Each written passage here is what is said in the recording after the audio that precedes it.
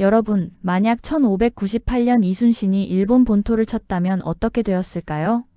오사카성에 태극기가 꽂히고 도쿄에 조선 총독부가 세워지고 일본인들이 한글을 배우는 상상해보세요. 실제로 그럴 뻔했던 놀라운 역사를 지금 공개합니다. 이 영상이 흥미로우셨다면 구독과 좋아요 꼭 눌러주세요. 앞으로도 우리 역사에 숨겨진 이야기들을 계속 들려드릴게요. 본 영상은 역사적 사실을 바탕으로 한 가상 시나리오입니다. 실제 역사와 다를 수 있음을 알려드립니다. 여러분, 오늘 들려드릴 이야기는 우리 역사상 가장 극적인 순간에서 시작됩니다. 1592년 임진왜란. 일본이 20만 대군으로 조선을 침입했을 때 세상 누구도 조선의 승리를 예상하지 못했습니다. 부산 진성이 함락되는데 단 하루.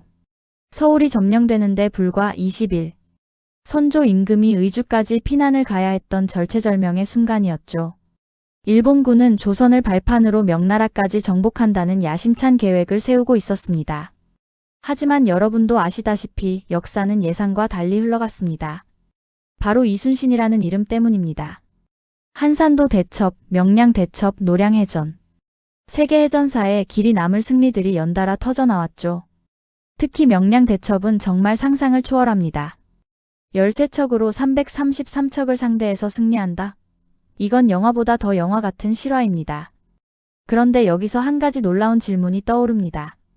만약 그때 조선이 방어에만 머물지 않고 일본을 역공했다면 어떻게 되었을까요? 생각해보세요. 이순신의 조선 수군이 일본 해군을 완전히 박살내버렸습니다. 일본은 조선 앞바다에서 제해권을 완전히 상실했어요. 그렇다면 이때가 바로 기회였던 거 아닐까요? 일본 본토를 공격할 절호의 찬스 말입니다. 실제로 당시 조선의 군사력은 놀라운 수준이었습니다. 거북선의 화력은 당시 동아시아 최강이었고 조선의 화포 기술은 세계적 수준이었죠. 일본군이 조선 땅에서 고전하고 있을 때 조선 수군은 바다에서 압도적 우위를 점하고 있었습니다. 만약 그때 선조 임금이 결단을 내렸다면, 만약 조선이 수세에서 공세로 전환했다면 동아시아의 역사, 아니 세계사 자체가 완전히 바뀌었을 겁니다. 1597년 9월 16일 명량해협. 역사상 가장 극적인 해전이 벌어지려 하고 있었습니다. 조선 수군 13척 vs 일본 수군 333척. 누가 봐도 절망적인 상황이었죠. 하지만 이순신은 달랐습니다. 그는 울돌목의 빠른 조류와 좁은 해협을 이용해 일본군을 함정으로 유인했습니다. 신에게는 아직 12척의 배가 남아있사옵니다. 이순신의 이 유명한 말 뒤에 벌어진 일은 정말 기적 그 자체였습니다. 조류를 이용한 기가 막힌 전술, 거북선의 강력한 화력, 그리고 조선 수군의 불굴의 의지가 만나 놀라운 승리를 이뤄냈죠. 일본군 함선 31척이 격침되고 90여 척이 크게 파손됐습니다. 반면 조선군의 피해는 단 2명 부상. 이게 실화입니다, 여러분. 하지만 진짜 결정타는 3년 후 노량해전에서 터졌습니다. 1598년 12월 16일 노량 앞바다. 일본군이 조선에서 철수하려 할 때 이순신이 마지막 일격을 가했습니다. 조선-명 연합함대 vs 일본 수군의 최후 결전이었죠. 이 전투에서 일본군은 완전히 괴멸됐습니다. 200여 척의 일본 함선이 바다 밑으로 가라앉았어요. 일본의 해상 전력은 이때 사실상 전멸했습니다. 여기서 중요한 포인트가 나옵니다. 노량해전 이후 일본은 더 이상 바다에서 조선을 위협할 능력이 없었습니다. 오히려 조선 수군이 일본 근해까지 진출할 수 있는 상황이 되었어요. 이때가 바로 그 순간이었습니다. 조선이 수세에서 공세로 돌아설 수 있는 절호의 기회 말입니다. 실제로 당시 일본 상황을 보면 도요토미 히데요시가 죽고 나서 일본 내부는 혼란 그 자체였어요. 도쿠가와 이에야스와 이시다라 미스나리 사이에 세키가하라 전투가 벌어질 정도로 분열되어 있었죠. 바로 이때 만약 조선이 역공을 결심했다면 이 승리는 단순한 방어가 아니라 일본을 무너뜨릴 기회이기도 했습니다. 상상해보세요. 이순신이 이끄는 조선 수군이 쓰시마 해협을 건너 일본 본토로 향하는 장면을. 그 얼마나 장엄했을까요? 자, 이제 상상의 나래를 펼쳐보겠습니다. 1599년 봄, 조선 조정에서 역사적 결정이 내려졌다고 가정해봅시다. 일본을 역공한다. 선조 임금이 신하들에게 말합니다. 7년간 우리 백성이 당한 고통을 그냥 넘어갈 수는 없다. 이순신 제독, 일본 본토를 칠 수 있겠는가?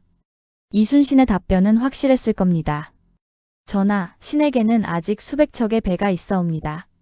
전열을 정비한 조선 수군. 거북선을 선두로 함대가 부산포를 출발합니다. 목표는 쓰시마, 그리고 규슈. 쓰시마 해협을 건너는 조선 함대. 바다 위로 펼쳐진 태극 문양의 깃발들. 그 장관이 얼마나 멋있었을까요? 쓰시마섬 상륙 작전부터 시작됩니다. 조선군 2만 명이 상륙하고 쓰시마 소다이면은 하루 만에 항복해버립니다. 조선의 화포 앞에서는 일본의 목조성은 종이집과 다를 바 없었거든요. 이제 규슈입니다. 후쿠오카만의 조선 함대가 나타났을 때 일본군은 공황 상태에 빠집니다. 조선군이 바다를 건너왔다. 규슈의 여러 다이묘들은 이미 조선과의 전쟁으로 지쳐있던 상태였어요. 가토 기요마사, 고니시 유키나가 같은 장수들도 조선에서 큰 타격을 입은 후였죠. 그런 상황에서 조선군이 본토까지 쳐들어온다. 일본의 사기는 땅바닥으로 떨어졌을 겁니다. 더구나 이때 일본은 내부 분열로 혼란스러웠어요. 도요토미 가문과 도쿠가와 가문 사이의 권력 다툼이 한창이었거든요. 상상해보세요. 후쿠오카 성에 태극기와 조선의 깃발이 나부끼는 장면을. 부산 진성에서 시작된 비극이 7년 만에 완전히 뒤바뀌는 역전의 드라마를. 나고야 성까지 점령하는 조선군. 일본 전국시대의 잔당 세력들은 조선군의 위력 앞에서 하나둘씩 무너져갔을 겁니다. 이게 바로 조선이 꿈꿀 수 있었던 위대한 역전의 시나리오입니다. 일본 해안가에서 바라본 태극기. 그 얼마나 자랑스러운 장면이었을까? 만약 조선이 일본을 제압했다면 동아시아의 패권 구도는 완전히 달라졌을 것입니다. 가장 먼저 변하는 건 명나라의 시선이었을 겁니다. 지금까지 명나라는 조선을 속국 정도로 여겨왔죠. 하지만 일본을 정벌한 조선을 보고 나서는 완전히 달라졌을 겁니다. 명나라 만력제가 조선 사신을 만나는 장면을 상상해 보세요. 조선이 일본을 정벌했다니. 이는 우리 명나라도 해내지 못한 일이다. 그때부터 조선은 명나라의 속국이 아닌 동등한 동맹국으로 인정받았을 겁니다. 조공 관계도 대등한 외교 관계로 바뀌었을 거예요. 더 중요한 건 주변국들의 인식 변화입니다. 여진족후의 청나라의 조선을 어떻게 봤을까요? 지금까지는 조선? 약한 나라 아냐? 라고 생각했겠지만 일본을 정벌한 조선을 보고는 함부로 건드릴 수 없었을 겁니다. 조선군이 바다를 건너 일본까지 쳤다고? 그들의 군사력이 그 정도란 말인가? 실제로 정유재란 때 명군 10만이 조선에 와서도 일본군을 완전히 몰아내지 못했어요. 하지만 조선이 혼자 힘으로 일본을 정벌했다면 이는 동아시아 전체에 엄청난 충격을 주었을 겁니다. 동남아시아 국가들의 반응도 흥미로웠을 거예요. 당시 동남아시아는 일본의 해적질 왜구에 시달리고 있었거든요. 그런데 조선이 일본을 제압했다는 소식을 들으면 조선이라는 나라가 우리를 괴롭히던 왜구들의 본거지를 쳤다고? 조선의 명성은 동남아시아까지 퍼져나갔을 겁니다. 유럽의 선교사들이 본국에 보낸 편지를 상상해 보세요. 극동아시아에 조선이라는 강력한 해양 국가가 있습니다. 그들은 일본이라는 섬나라를 정벌할 정도의 군사력을 보유하고 있습니다. 그 결과 동아시아 패권의 중심은 중국에서 한반도로 이동했을 것입니다. 조선이 해양력으로는 동아시아 최강국이 되는 거죠. 만약 그랬다면 17세기 동아시아 정세는 지금과 완전히 달랐을 겁니다. 조선이 일본을 역공해서 성공했다면 가장 큰 변화는 경제 분야에서 일어났을 것입니다. 당시 일본이 가지고 있던 것이 무엇인지 아세요? 바로 은광입니다. 이와미 은광을 비롯해 일본은 당시 세계 은 생산량의 30%를 차지하고 있었어요. 이 은이 바로 일본이 조선을 침입할 수 있었던 경제적 바탕이었죠. 만약 조선이 일본의 주요 도시들을 점령했다면 이와미 은광, 사도 금산 등 일본의 핵심 광산들이 조선의 관리하에 들어갔을 겁니다. 갑자기 조선이 동아시아 최대의 은 생산국이 되는 거예요. 더 중요한 건 항구들입니다. 오사카, 나고야, 후쿠오카 등 일본의 핵심 무역항들을 조선이 장악했을 거예요. 상상해보세요. 부산에서 출발한 조선 상선이 쓰시마를 거쳐 후쿠오카, 오사카, 나고야까지 자유롭게 드나드는 장면을. 바다 위로 펄럭이는 태극 문양의 깃발들을. 당시 일본은 조선의 도자기, 인삼, 면직물을 간절히 원했어요. 반대로 조선은 일본의 은과 구리를 필요로 했고요. 하지만 전쟁 때문에 이런 교역이 중단되어 있었죠. 조선이 일본을 정벌한 후에는 어떻게 되었을까요? 조선이 주도하는 완전히 새로운 무역 시스템이 만들어졌을 겁니다. 한반도는 세계 무역의 중심지가 되었을 것입니다. 실제로 당시 명나라의 상인들은 조선을 통해 일본 은을 구해야 했어요. 조선이 일본을 장악했다면 모든 동아시아 무역이 조선을 중심으로 돌아갔을 겁니다. 더 나아가 조선 상인들이 동남아시아까지 진출했을 거예요. 조선의 강력한 해군력을 배경으로 한 해상무역 제국이 탄생하는 거죠. 조선 상인들이 말라카 해협까지 진출해서 향료 무역에 뛰어들고 인도양까지 나가서 유럽 상인들과 직거래하는 모습을 상상해 보세요. 포르투갈이나 네덜란드 상인들이 조선 상인들을 만나서 하는 말이 있었을 거예요. 조선? 아, 일본을 정벌한 그 강력한 해양 국가 말이군요. 그렇게 되었다면 17세기, 18세기 세계 무역사에서 조선의 이름이 크게 빛났을 것입니다. 조선이 일본을 정벌했다면 군사적 경제적 변화뿐만 아니라 문화적 대변혁도 일어났을 것입니다. 가장 먼저 한글이 일본에 전파되었을 거예요. 조선이 일본을 통치하면서 조선어가 공용어가 되고 한글이 일본 전역에 퍼져나갔을 겁니다. 일본의 히라가나나 가타카나보다 한글이 훨씬 과학적이고 효율적이거든요. 일본인들도 한글의 우수성을 금방 깨달았을 거예요. 이 문자는 정말 신기하다. 소리 나는 대로 쓸 수 있잖아. 더 중요한 건 유교 문화의 전파입니다. 조선의 성리학이 일본 전역에 뿌리 내리면서 사무라이 중심의 무신 정치가 사라지고 조선식 문신 관료 체제가 정착했을 거예요. 도쿄에도의 성균관이 세워지고 오사카의 향교가 들어서는 모습을 상상해 보세요. 일본 젊은이들이 조선의 사서 삼경을 공부하고 과거 시험을 통해 관리가 되는 시스템이 만들어졌을 거예요. 과학기술 분야에서도 혁명이 일어났을 겁니다. 조선의 우수한 화포 기술, 거북선 건조 기술, 금속 활자 기술 등이 일본에 전해졌을 거예요. 특히 조선의 의학 기술은 정말 놀라워요. 동의보감 같은 의학서가 일본에 전해져서 일본 의학 발전에 큰 기여를 했을 겁니다. 천문학 분야는 어떨까요? 조선의 천체 관측 기술과 역법이 일본에 전해지면서 일본도 정확한 달력을 사용할 수 있게 되었을 거예요. 농업 기술도 마찬가지입니다. 조선의 선진 농업 기술이 일본에 전해지면서 일본의 농업 생산성이 크게 향상되었을 거예요. 그 결과는 무엇이었을까요? 오늘날 세계는 조선을 아시아 르네상스의 발원지라 불렀을 것입니다. 17세기 일본이 조선의 영향으로 문화적 황금기를 맞이하고 그것이 다시 동남아시아와 중국에도 영향을 미치는 거대한 문화적 파급 효과가 일어났을 거예요. 유럽의 선교사들이 본국에 보낸 편지에는 이런 내용이 적혀 있었을지도 모릅니다. 조선이라는 나라는 정말 놀랍습니다. 그들은 무력으로 일본을 정벌했지만 진짜 정복은 문화로 해내고 있습니다. 조선이 일본을 역정했다면 무엇보다 군사적 위상에서 엄청난 변화가 일어났을 것입니다. 이순신의 거북선 기술이 일본 정벌을 통해 더욱 발전했을 거예요. 일본의 조선술과 조선의 화포 기술이 결합되면서 세계 최강의 전함이 탄생했을 겁니다. 상상해보세요. 조선 해군 기지가 부산, 여수에 이어 스시마, 후쿠오카, 오사카에까지 설치되는 모습을. 동아시아 전역이 조선 해군의 작전 반경 안에 들어가는 거죠. 가장 놀라운 변화는 조선의 화포 기술이 동아시아 전역으로 확산된다는 점입니다. 당시 조선의 대포 기술은 정말 세계 최고 수준이었어요. 천자총통, 지자총통, 현자총통. 이런 화포들이 일본을 정벌하면서 더욱 발달했을 겁니다. 그 기술이 어디까지 전파되었을까요? 북쪽으로는 만주의 여진족들이 조선의 화포 기술을 배우려고 했을 거예요. 남쪽으로는 동남아시아 국가들이 조선에서 대포를 수입하려고 줄을 섰을 겁니다.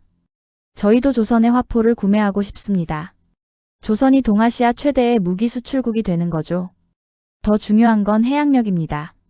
조선이 일본의 주요 항구들을 장악하면서 동아시아 해상교통로를 완전히 통제할 수 있게 되었을 거예요. 중국에서 동남아시아로 가는 배들도 조선의 허락을 받아야 했을 겁니다. 조선 해군이 대만 해협까지 순찰하면서 해적들을 소탕하고 동아시아 바다의 평화를 지켰을 거예요. 만주의 여진족들은 어떻게 되었을까요? 역사적으로 여진족이 조선을 침입한 정유재라는 일어나지 않았을 거예요. 아니, 일어날 수도 없었겠죠. 조선이 일본까지 정벌했는데 우리가 감히 조선을 공격한다고? 오히려 여진족들이 조선의 조공을 바치면서 평화협정을 맺으려 했을 겁니다. 동남아시아는 어떨까요? 태국, 베트남, 인도네시아 등의 국가들이 조선의 해양력에 의존하게 되었을 거예요. 해적 퇴치, 해상 무역로 보호 등을 조선 해군이 담당하는 거죠. 그 결과 무엇이 일어났을까요? 우리도 충분히 그럴 힘이 있었다. 17세기, 18세기 동아시아 바다는 조선 해군의 태극기가 휘날리는 평화로운 바다가 되었을 것입니다. 하지만 여러분, 이제 냉정한 현실로 돌아와야 할 때입니다. 조선은 일본을 역공하지 않았습니다. 왜 그랬을까요? 이유는 복합적이었어요. 첫 번째는 국력의 한계였습니다. 7년간의 전쟁으로 조선은 이미 너무 많은 것을 잃었어요. 인구의 30%가 줄어들고 전국토가 초토화되었죠. 더 이상 전쟁을 지속할 여력이 없었습니다. 두 번째는 명나라의 반대였어요. 명나라는 조선이 너무 강해지는 걸 원하지 않았거든요. 조선이 일본까지 정벌하면 우리 명나라보다 강해질 수도 있다는 우려가 있었던 거죠. 세 번째는 조선 조정의 보수적 사고였습니다. 우리는 원래 방어적 국가다. 남의 나라를 침입하는 건 우리 도리가 아니다라는 유교적 명분론이 강했어요. 네 번째는 이순신의 죽음이었습니다. 노량해전에서 이순신이 전사하면서 조선 수군의 구심점이 사라져버렸어요. 이순신만큼 일본 역공을 성공적으로 이끌 수 있는 지휘관이 없었던 거죠. 마지막으로는 일본 내부의 빠른 통일이었어요. 세키가하라 전투에서 도쿠가와 이에야스가 승리하면서 일본이 재빨리 통일되어 버렸죠. 분열된 일본을 공격할 기회가 사라진 거예요.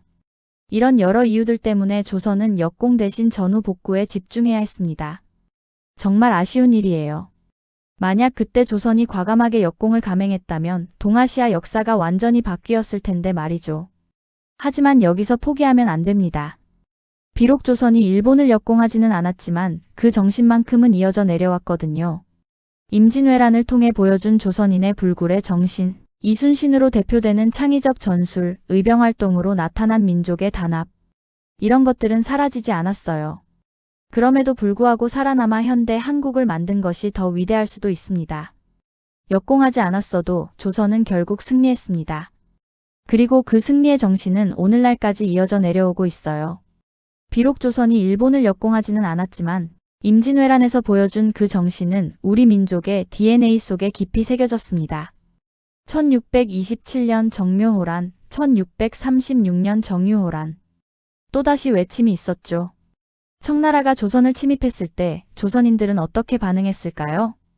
똑같았습니다. 의병이 일어나고 백성들이 저항했어요. 비록 인조 임금이 삼전도에서 굴욕을 당했지만 조선의 정신은 꺾이지 않았습니다. 우리는 몸은 굽힐 수 있어도 정신은 굽히지 않는다. 임진왜란 때와 똑같은 정신이었어요. 외세의 침입 앞에서도 굴복하지 않는, 끝까지 저항하는 그 정신 말입니다. 이 정신은 어디서 나온 걸까요? 바로 임진왜란에서. 우리가 이순신과 의병들을 통해 확인한 우리도 할 수 있다는 자신감에서 나온 거예요. 더 놀라운 건 일제강점기입니다. 35년간의 식민지배 속에서도 우리 민족의 저항 정신은 꺾이지 않았어요. 안중근 의사의 이토 히로부미 저격, 윤봉길 의사의 홍커우 공원 의거, 김구 선생의 독립운동. 이 모든 것들의 뿌리가 어디에 있을까요? 바로 임진왜란에서 보여준 그 정신에 있습니다. 외놈들에게 당할 우리가 아니다. 이순신이 명량에서 보여준 신에게는 아직 12척의 배가 남아있다는 정신이, 광복군의 우리에게는 아직 희망이 있다는 정신으로 이어진 거예요. 한국전쟁 때도 마찬가지였습니다. 낙동강 방어선에서 버텨낸 국군의 모습, 인천 상륙작전의 성공. 이 모든 것들에서 임진왜란의 정신을 볼 수 있어요. 우리는 절대 포기하지 않는다. 6.25 전쟁 당시 부산까지 밀려났을 때 많은 사람들이 이제 끝이다라고 생각했어요. 하지만 우리는 포기하지 않았습니다. 마치 명량에서 13척으로 333척을 상대한 이순신처럼 말이죠. 그리고 기적이 일어났습니다. 인천 상륙작전의 성공, 서울수복, 그리고 휴전협정까지. 조선은 역공 대신 정신으로 역사를 지켜냈습니다. 이게 바로 우리의 진짜 힘입니다. 물리적인 역공보다 더 강력한 정신적 승리를 이뤄낸 거예요. 여러분, 이제 마지막 이야기를 들려드릴 시간입니다. 만약 조선이 일본을 정벌했다면 세계는 한국을 더 일찍 존경했을 겁니다. 하지만 지금도 늦지 않았습니다. 한국인은 결국 그 정신으로 세계를 이끌고 있거든요. 생각해보세요. 1950년대만 해도 우리나라는 세계 최빈국 중 하나였어요. 1인당 GDP가 아프리카 가나보다도 낮았죠. 그런 나라가 지금은 어떻게 되었나요? 세계 10위권 경제대국, IT 강국, K-문화의 종주국이 되었습니다. 이게 우연일까요? 아닙니다. 바로 임진왜란 때부터 이어져 내려온 그 정신 때문입니다. 우리는 절대 포기하지 않는다. 삼성, LG, 현대가 세계 시장에서 성공한 비결이 무엇일까요? 바로 이순신의 정신이에요. 불가능해 보이는 상황에서도 포기하지 않고 끝까지 도전하는 정신 말입니다. BTS가 빌보드 1위를 차지한 것도, 봉준호 감독이 아카데미상을 받은 것도, 손흥민이 프리미어리그에서 활약하는 것도 모두 같은 정신에서 나온 거예요. 우리도 할 수 있다? 지금 전 세계가 한국을 주목하고 있습니다. K-팝, K-드라마, K-푸드. 한류라는 이름으로 전 세계를 매혹시키고 있어요. 이것이 바로 조선이 꿈꿨던 문화적 정벌 아닐까요? 임진왜란 때 일본을 무력으로 정벌하지는 못했지만 400년 후 문화로 세계를 정벌하고 있는 거예요. 넷플릭스에서 오징어 게임을 본 전 세계 사람들이 한국에 대해 말합니다. 코리어? 어메이징 컨트리. 유튜브에서 K-팝을 듣는 전 세계 젊은이들이 한글을 배우고 있어요. 한국 음식을 따라 만들고 한국 드라마에 빠져들고 있죠. 이게 바로 21세기 한국이 이뤄낸 진짜 역공입니다. 조선이 임진왜란 때 일본 본토에 태극기를 꽂지는 못했지만 지금 한국은 전 세계에 태극기를 꽂고 있어요. 물리적 정복이 아닌 문화적 매혹으로 말입니다. 한국전쟁의 폐허에서 일어선 대한민국, 88올림픽으로 세계에 알린 한국, 2002 월드컵에서 4강에 오른 한국, 그리고 지금 전 세계를 매혹시키는 K-컬처의 한국. 이 모든 것의 뿌리가 어디에 있을까요? 바로 1592년 이순신이 보여준 그 정신에 있습니다. 만약 조선이 일본을 정벌했다면 세계는 한국을 더 일찍 존경했을 겁니다. 그러나 지금도 늦지 않았습니다. 한국인은 결국 그 정신으로 세계를 이끌고 있습니다. 화면에는 태극기가 바람에 휘날리고 그 아래로 자막이 흘러갑니다. 역사는 우리를 시험했지만 한국인은 승리했다. 임진왜란 때의 조선, 일제강점기의 조선인, 한국전쟁의 한국인, 그리고 지금의 대한민국. 모든 것이 하나로 이어져 있습니다. 우리는 물리적 역공 대신 정신적 승리를 선택했고 그것이 더 위대한 결과를 만들어냈습니다. 이것이 바로 한국인의 진짜 힘입니다. 절대 굴복하지 않는 정신, 끝까지 도전하는 용기, 그리고 결국 승리하는 의지. 임진왜란에서 시작된 이 정신이 지금도 우리 안에 살아 숨쉬고 있습니다. 여러분도 느끼시죠? 우리 안에 흐르는 이 뜨거운 피를. 이순신의 후예로서 가슴 뛰는 이 자부심을. 이것이 바로 우리가 세계 어느 민족보다 자랑스러운 이유입니다. 여러분, 오늘 이 이야기를 들으시면서 어떤 생각이 드셨나요? 만약에 라는 상상 속에서 우리는 조선이 일본을 정벌하는 장엄한 역사를 그려봤습니다. 하지만 더 중요한 건 현실입니다. 조선이 일본을 역공하지 않았어도 우리는 결국 승리했어요.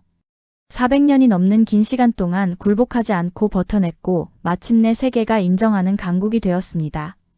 임진왜란 때 불가능해 보였던 승리를 이뤄낸 조선인의 정신. 그 정신이 지금도 우리 안에 살아있습니다. 여러분 모두가 이순신의 후예입니다. 여러분 모두가 그 위대한 정신을 이어받은 한국인입니다. 오늘도 세계 곳곳에서 한국인들이 이순신의 정신으로 새로운 역사를 만들어가고 있습니다. 그것이 바로 우리의 진짜 역공입니다.